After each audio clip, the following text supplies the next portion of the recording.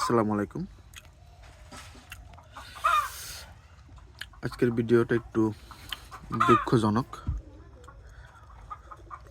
আমার প্রায় 100 কবুতর,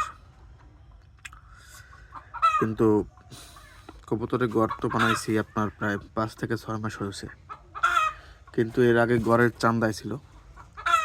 তো এখানে খোপ বানাবার উদ্দেশ্য হচ্ছে যে ঠিক মতো বাচ্চাদের বা কবুতরদের টেক কেয়ার করা যায়।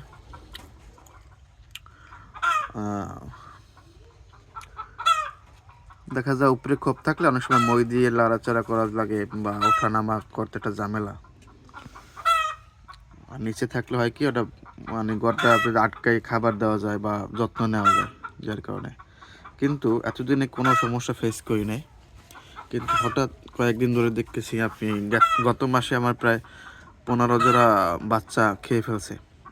আমি বলছি যে মানে একবার ছোট বাচ্চা, জিরো বাচ্চা। আমি মনে করছি আপনার ইঁদুরে খায়, কিন্তু খেয়াল করে দেখলাম যে কিন্তু বিড়াল সন্দেহটা ছিল না প্রথমে, কিন্তু আপনার ওই ইদানিং দেখতেছি যে আপনার বিড়ালের অ্যাটাকটা খুব বেড়ে গেছে, এবং আমার বাসার 2-3টা বিড়াল, সাথে বাইরেরও বিড়াল ওঠে। তো দিনের বেলা তো যখন এই দরজাটা খোলা থাকে তখন ওরা ওইখান দিয়ে এমনি আসে। ইদানিং বিড়ালের জন্য এখন কবুতর পালাই মনে করেন বড় দায় হয়ে যাচ্ছে।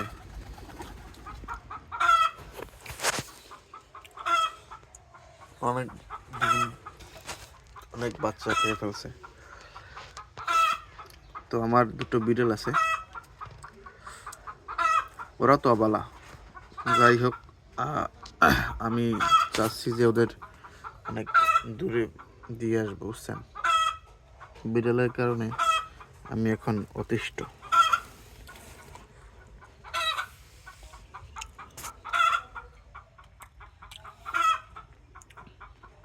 প্রতিটা কপি ডিম ছিল, এখন একটা ডিমও নাই, প্লাস বাচ্চা।